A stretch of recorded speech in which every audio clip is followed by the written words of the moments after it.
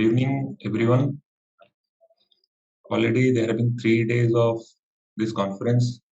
We have seen and listened lot of good presentations, and now we all know the basics in hematology from those previous presentations. I'm Dr. Abhilash Das. I'm going to present this topic, that is assessing the goals of care in ICU and short and long-term outcomes of hematological patients after ICU stay. So, starting, the number of cancer patients needing ICU care has dramatically increased, with 15% of ICU beds occupied by cancer patients. Previously, we did not have that much of cancer patients, and also were inadequate in providing beds, ICU beds to these patients. The survival has improved, and mortality is below 30% in ICU and below 40% in hospital nowadays. Moreover, at least for hematology patients, ICU survivors achieve remission and good quality of life as much as in non-ICU patients. So, distribution of cancers, local solid tumors are 65% majority, metastatic solid tumors are 25%, hematological malignancies are 10% of cancer. So, it is a diagram that I have taken from a recently published study, 2021, in intensive care medicine. It has shown the baseline cohort of patients that require ICU: AML, aggressive NHL, acute lymphoblastic leukemias, MDS, multiple myeloma. They constitute the majority of hematological malignancies that require ICU. It is 22% of AML, 17% of NHL, 17% of ALL, 16% of MDS, 15% of multiple myeloma. They require ICU. And what are the conditions that predispose this patient for ICU care? In most of the patients, it is acute respiratory failure, the leading cause, followed by acute kidney injury, sepsis, pneumonia, mitral infection. They may land up the patient for ICU care. So again, what are the causes of admission to ICU? Organ infiltration and compression by aggressive or bulky malignancies that may lead to respiratory failure or acute kidney injury, hemolysis syndrome and its complications, metabolic complications of diseases with high tumoral burden like hyperkalemia, hypercalcemia, bacterial or non-bacterial infections like pneumonia, sepsis, drugs, CAR therapy, stem cell transplantation related toxicities, and overall disease progression also may land up the patient to such situation that he requires ICU care. So now, what are the goals of ICU care? First and foremost thing is avoiding delayed admission to ICU. Admission to the ICU shortly after the start of critical illness is associated with the better survival rates. There should not be any doubt about when to admit the patient to ICU, or if the patient is deteriorating, we should not panic, and we should not think that this patient, if terminally ill, there is no benefit of providing ICU care and other invasive care. So most of the patients, we should admit them to ICU. Direct admission to the ICU leads to decreased mortality in patients with AML who are at high risk of hemolysis syndrome and leukostasis. Early detection of the physical changes that announces the onset of critical illness plays an important role. Then when the patient is getting admitted to ICU, then what is the diagnostic strategy for patient with respiratory failure? Previously, we thought that lung biopsy and bronchoscopy and BAL were the cornerstone of the diagnostic workup and were thought as gold standard. But nowadays, it has changed. High resolution computer tomography, HRCT thorax, provides an important guidance for diagnosis of ARF, acute respiratory failure. And also, the next steps can be identified by this. Pleural and pulmonary ultrasonography are non-invasive tests with high diagnostic yield. The causes of respiratory failure that may be pleural effusion or pneumonia or some other things that may be diagnosed at the bedside by ultrasound. Surgical lung biopsy, which was previously thought as gold standard, may be required in some patients in acute respiratory failure. Then what is the initial oxygenation strategy for acute hypoxemic respiratory failure? Previously, NIV was given to most of the cancer patients as it was thought that non-invasive ventilation will lead to less complications than invasive ventilation, as it will cause less sepsis or VAP, and there will be more chances of recovery. But now it has been changed that invasive mechanical ventilation improves survival, and most of the respiratory failure patients, they may land up into severe ARDS.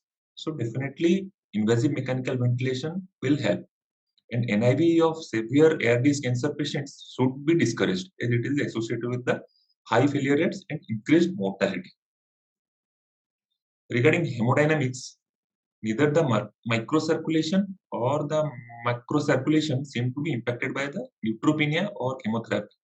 So some subset of patients like hypolipocytic leukemia and leukostasis, if we give more or there is increased hematocrit by transfusion, that will disturb the rheology and air and organ perfusion will be hampered.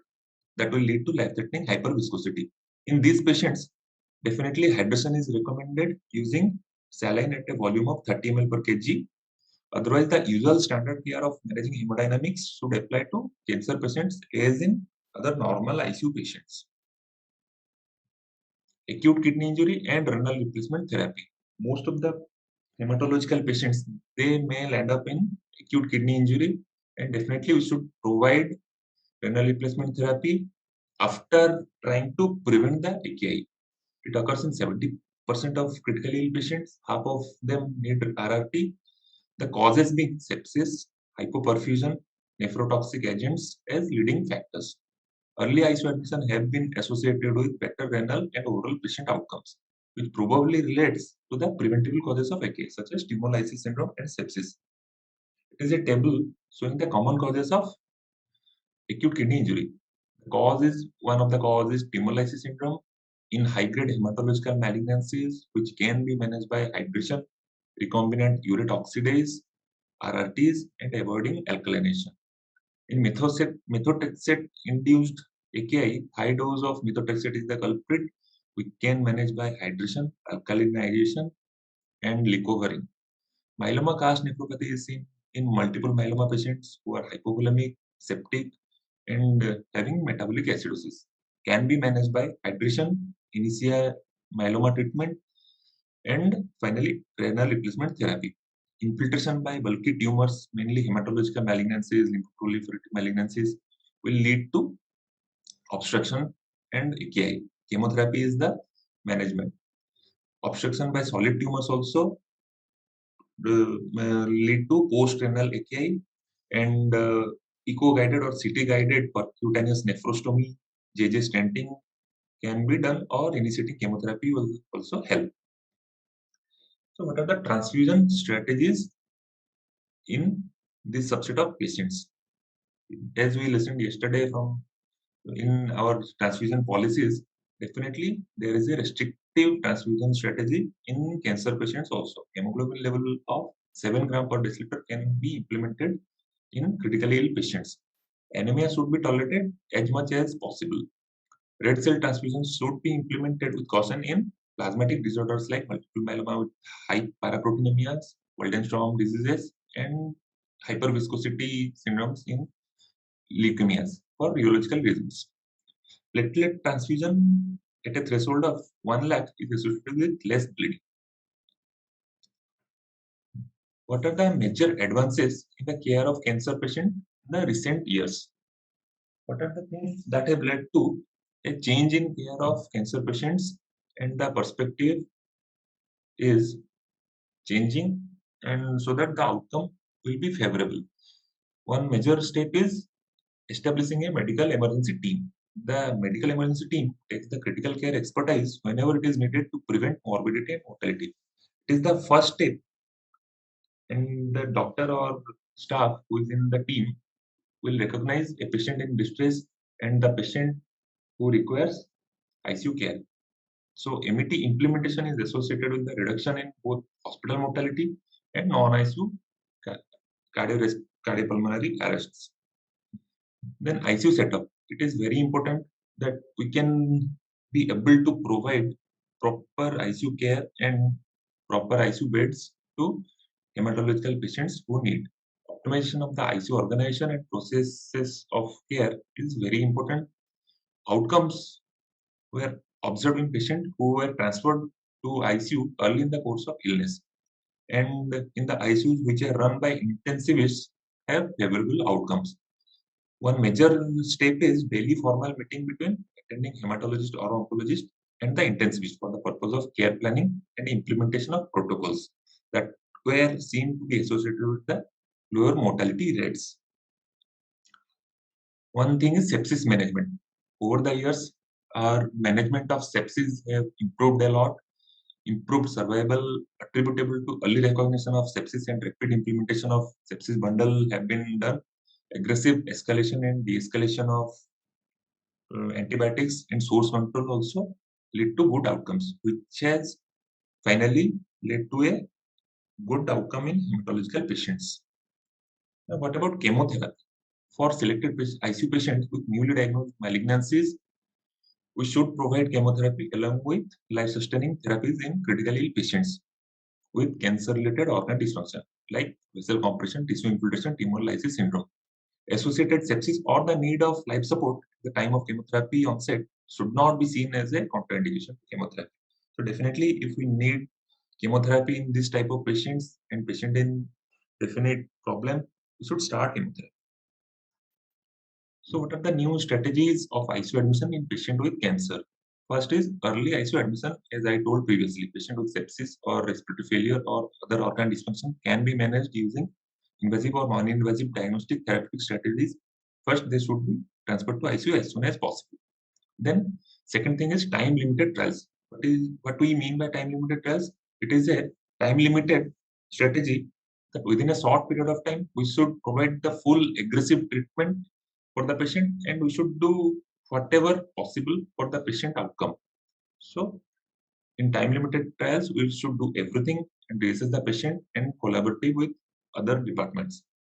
High-risk patient should be transferred to ICU as soon as possible, like induction chemotherapy with high risk of hemolysis syndrome, respiratory deterioration, patient having high tumoral burden, they may need ICU, so definitely we should shift them to ICU. Some patients, if we try new drugs, they should be given in ICU setup for the monitoring purpose.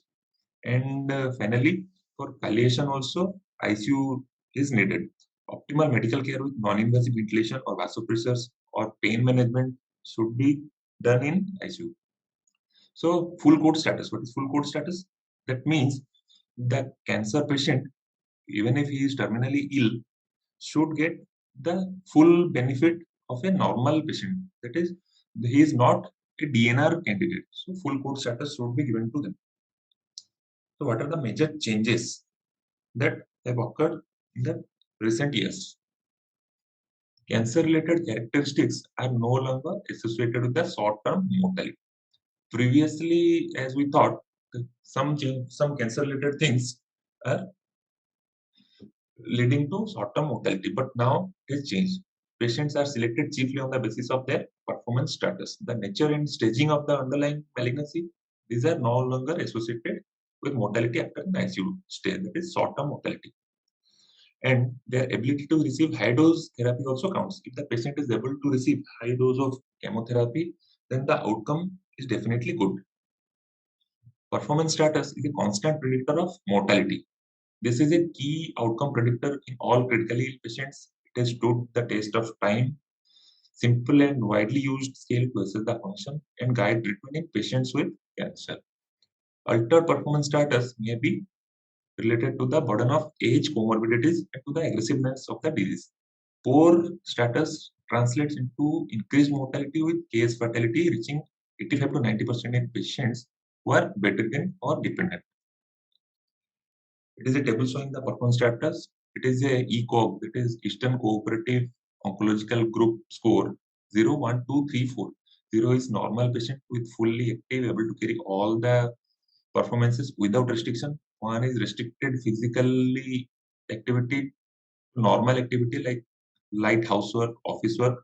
Two is patient is ambulatory, capable of doing all the self-care, and more than 50% of awake hours he is able to ambulate.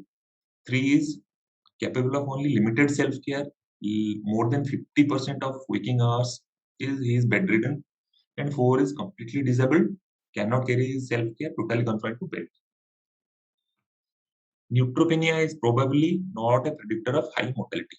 Previously, we thought the patient having neutropenia has a very poor outcome and grave prognosis and should not be given so much of intensive care. But nowadays, it has changed. It should not be used as a driver for admitting or not admitting a patient to ICU. And similarly, it is not recommended that neutropenia can be taken into account in deciding whether to withhold or withdraw the life-sustaining therapies. Not every patient with acute respiratory failure and pulmonary infiltrate should undergo fiber optic bronchoscopy and BAL. As I told previously, initial non-invasive diagnostic tests like nasopharyngeal aspirate, sputum test, blood urine cultures, imaging tests like HRCT, ultrasound without BAL may be safe and effective in most patients. But some subset of patients they require bronchoscopy BAL like suspected pneumocystis pneumonia, drug-related pulmonary toxicity, alveolar hemorrhages, and proteinosis. Patient undergoing lung biopsy also for diagnostic purpose first undergo BAL. So ICU triage and admission policies. As I told previously, time-limited trials have been one of the major changes with regard to ICU admission of cancer patients in the turn of century. Full code status should be given for at least 2 weeks in hematological patients, at least 1 week in hematological patient presenting with multiple organ failure. And in solid tumor patients, at least 1 week of ICU should be enough. And if the patient with solid tumors are having multiple organ failure, full code status of 5 days is enough to see the response of the aggressive treatment. So collaboration between hematologist and oncologist and intensivist. Meeting between oncologist and intensivist for care planning and setting the goals on a daily basis led to a lower mortality and more efficient resource use. The role of intensivist is regarding the decision making of the organ support when mechanical ventilation is needed, when RRT is needed, or any preventing any adverse events and managing emergencies. And the role of hematologist is whether to give chemotherapy to patient, what is the prognosis of this cancer, what is the um, and uh, and also in counseling the patients and relatives, the role of hematologist or oncologist is most important. Example is provision of urgent chemotherapy in the ICU for selected patients with high proliferative malignancies and organ failures. Palliative care and critical care are not mutually exclusive. As previously we thought, either we will give aggressive critical care or we will give only palliative care in ICU. But we have learned that integrating palliative care for critically ill patient is mandatory. It can be introduced early and last for long, regardless of their prognosis. High quality palliative care includes optimal symptom control, pain control, communication with the appropriate care goals, support of both patient and family members throughout the illness. Counseling is very important. Some selected patients can be admitted with non-invasive strategies and to supportive care. So it is a table summarizing what are the recent changes and the previous held beliefs that are false in managing critically ill patients. It is wrong to state that cancer-related characteristics like type of cancer, neutropenia, cancer-related complications are the main prognostic factor for the pre-acute illness conditions. It is not good to state that de-escalation of antibiotics is unsafe in neutropenic patient with septic shock. Definitely, we can de-escalate antibiotics accordingly. Fiber optic BAL is mandatory thing. It is not. It is a false belief, and definitely we can go for non-invasive test. Non-invasive ventilatory support is a rule that is also wrong in respiratory failure. Definitely, we can go for invasive mechanical ventilation. Our ability to identify patients who are likely to benefit from ICU admission is not optimal actually. The state of prognostic scores can assist in ICU admission prior decision. It is a wrong thing. And intensivist and oncohematologists should plan should not plan differently separately to avoid conflicts. Then it is wrong to state that outcome in high volume centers are same as in general hospitals. And one should not wait for resolution of organ failure before starting chemotherapy. And it is also wrong to state that ICU is not a place for palliative care, should be restricted to cancer patients with full code status. Definitely, both palliative care and intensive care can be integrated in ICU. So, ABCDE management of cancer patients in ICU. The thing I have told, I will summarize in this slide. A is ICU admission. Should not decline ICU admission based on outdated prognostic factors. Should not delay ICU admission. Should pay attention to what is reversible in acute conditions. And also ICU admission for time-limited trials should be considered.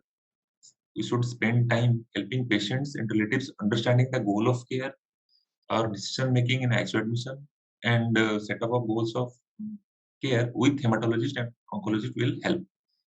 Then we should be aware of our false beliefs. As I told in the last slide, all the false beliefs should be abandoned. Then the standard of care, as I told, initial oxygenation strategy should be invasive or non-invasive. Accordingly, up-to-date hemodynamic monitoring should be done.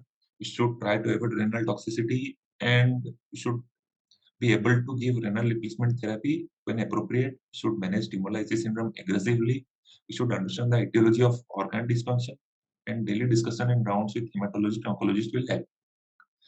Then day-to-day decisions like checking the etiology of each organ dysfunction, getting everyone to understand the time needed to recovery and the signs of cure. Premature end-of-life decisions should not be taken. Hematologist and oncologist should discuss about the patient evaluation and expected outcomes. The ICU team, relative, and consultants must align their expectations about the goal of care, and palliative care consultants may be required in the management and giving care to this type of patients. Finally, to evaluate the things, our treatment and all the events we should evaluate. When comparing mortality across studies, we should check that the patient receiving similar therapeutic intensity, and the mortality in ICU and ward should also be monitored, and should then the number of patients with undetermined etiology of organ dysfunction should be evaluated and monitored. Then the number of patients with newly diagnosed malignancies who receive chemotherapy should be reported. The long-term mortality, disease control, toxic events, quality of life should be reported. Now coming to the second part of my presentation, it is the outcome of these patients who are treated in ICU. So there are long-term and short-term outcomes. The short-term outcomes being mortality, length of stay. Mortality is hospital mortality, 28-day mortality, 90 days mortality. And in long-term outcomes, it is 6-month mortality, 1-year mortality. Length of stay also ICU and hospital length of stay. In a single-centered study that was published in 2012 in intensive care medicine, they showed hospital mortality was around 40%, 90-day mortality was around 50%, and 1-year mortality was around 60%. Mortality rate of hematological malignancy compared to solid tumors were respectively 34 versus 13%, 3-month 42 versus 17%, and 1-year mortality was 66 and 36%. So definitely hematological malignancies are having a grave prognosis than solid tumors. In another study that was published in 2013, it was a multi-center study. The hospital mortality, 90-day mortality, 1-year mortality was same as that previous study, and survival rates were 60%, 50%, 40%. Long-term survival of ICU survivors seem to be largely independent of the severity of illness and characteristics of ICU stay. These things predict the short-term mortality, that is ICU and hospital mortality. Instead, the cancer prognosis correlates with the post-ICU survival and long-term mortality. Means if the patient is having a advanced stage of tumor and a grave cancer that is highly malignant, the long-term mortality is being affected. Among patients who are alive after 30 days of ICU admission, overall survival, disease-free survival, proportion of patients with complete remission did not differ significantly between patients who needed ICU management and those who never did. So definitely after ICU admission also, and after this critical phase is over, the patient is again being normal and he can lead a normal life like any other patient. Up to 80% of ICU survivors actually continue standard optimal chemotherapy and are in remission phase 6 months after ICU discharge. So definitely they can continue their cancer chemotherapy. Another thing is health related quality of life.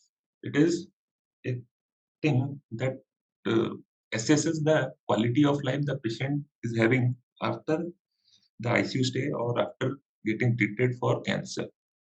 It has few components like mental health, physical health, and health related quality of life was similar between hematological patients who needed ICU management and those who did not.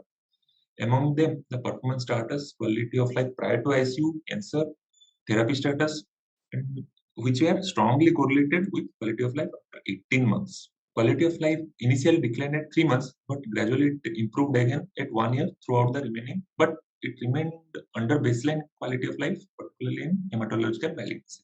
So definitely prior and after chemotherapy and ICU stay, quality of life is slightly decreasing, but still patients are having good outcomes in terms of quality of life.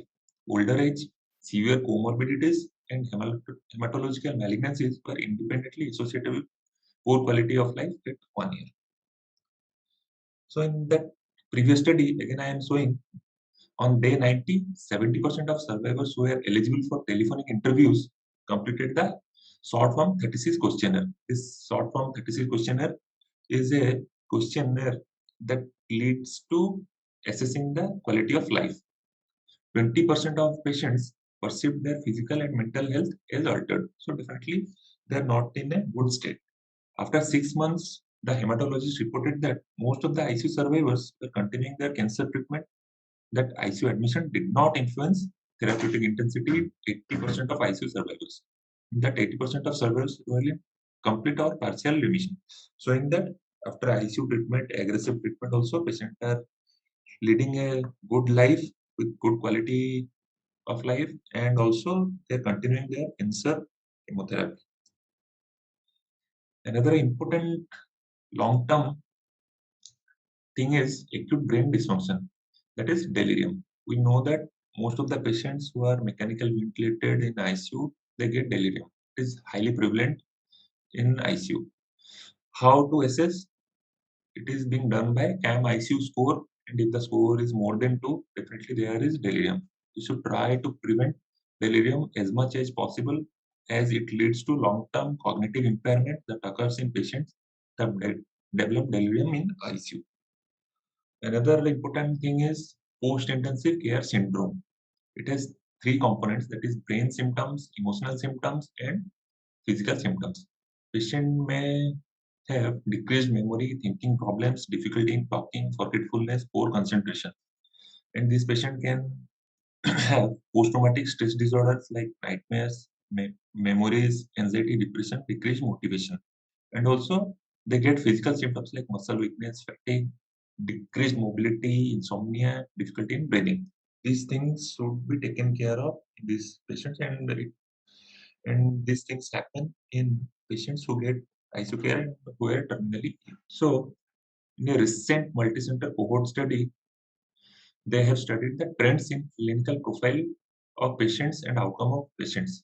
They have seen decreased use in all organ support and in overall crude ICU mortality from 2010 to 2020. It was 18%, the mortality was 18% in 2011-12, and it came down to 11% in 2018-19. The hospital mortality also from 33% to 17% was gradually decreasing. The mean length of ICU stay remained stable over time, but a substantial decrease in hospital length of stay was observed. That is 21 days in 2011-12 to 12 days in 2018-19. The proportion of patients discharged home without the need of nursing assistant increased from 66% in 11-12 to 80% in 2018-19. So definitely, gradually we were able to achieve good outcome in these patients. The reduction in adjusted mortality varied according to the performance status, organ support, and cancer type.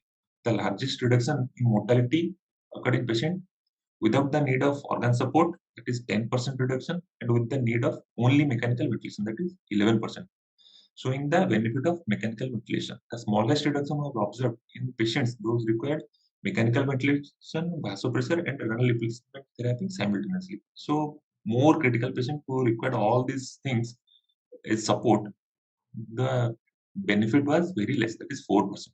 For patients with organ support, survival gains were less pronounced than performance as the performance status worsened. So it is a diagram showing the same thing.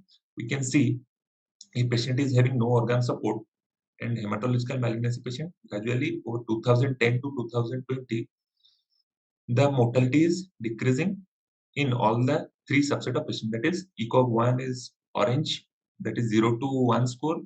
Score 2 is red, and score 3 to 4 is blue. So ECOG score, high score is bad for the patient.